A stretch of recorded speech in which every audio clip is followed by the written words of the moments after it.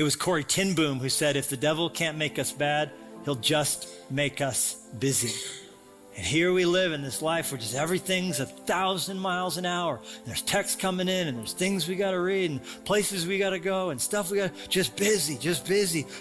And we've accepted that this is just how it has to be. But God says, no, there's something you can choose to do, and you can choose to stop.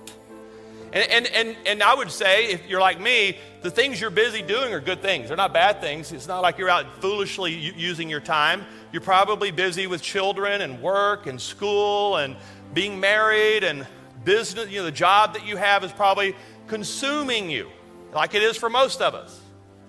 I believe most of our problems, not all of them, but most of our problems, are either caused or made worse because we're moving too fast for too long.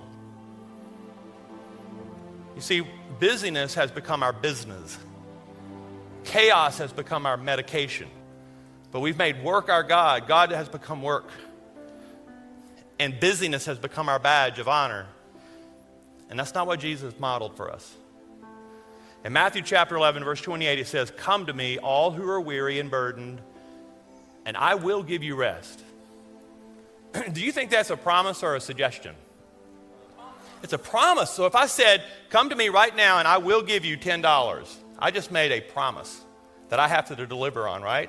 But Jesus says, come to me. Let me be the first option when you find yourself exhausted and tired.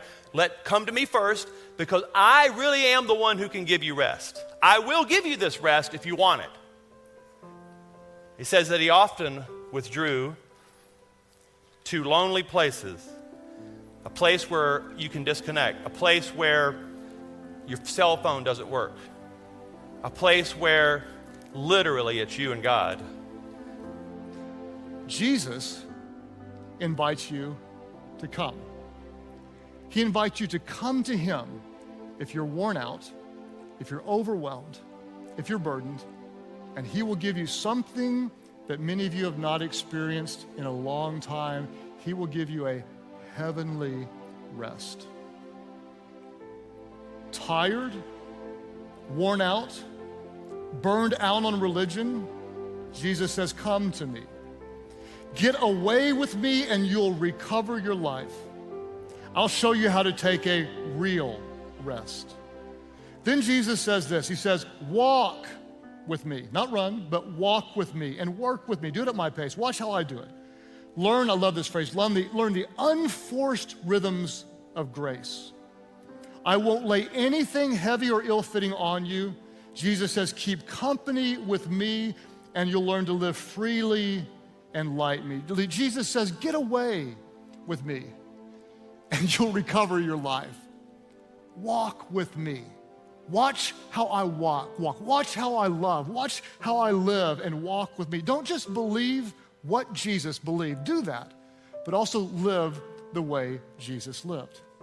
Some of you say, well, you don't understand, preacher boy, like I got a full-time job. You're just a pastor. You just work on Sundays. I got a full-time job or whatever. I don't have time. I literally can't get it all done. I can't slow down. There's too much moving. And I want to say very respectfully to you that you have time for what you choose to have time for. You do. You have time. You have time for what you choose to have time for. And if I can get up in your business just a little bit, the solution is not more time. The solution is more of what matters most. Is more of what matters most. And the reason why most of us don't have time for what matters is because we're mindlessly spending our life on what doesn't matter. Now, when people say, for example, I would read the Bible, but I'm just so busy I don't have time. Or, I know I should spend more time in prayer, but I just don't have time. I don't have time. Think about what you're saying. You're saying to the God of this universe, the Creator, you're saying to the Sovereign of this universe, our Sustainer, you're saying to this God who is our judge. You don't have time for him? Who is the source of every single thing you have, who desires an intimate relationship with him. It takes time.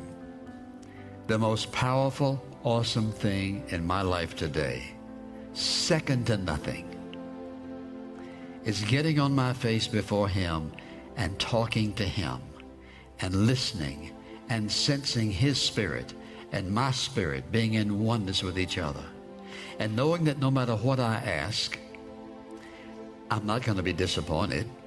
No matter what I ask, he's not going to get upset. No matter what I ask, God is more than sufficient and adequate to meet this hunger within me that he's placed there. He has placed within all of our hearts a hunger. The problem is that when a person doesn't understand what's going on, they think if I had this and her and him and that, I'd be satisfied.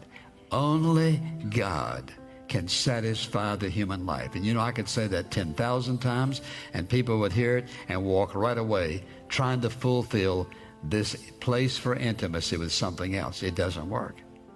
It takes time. Let me ask you this. What's more important than your personal relationship with him?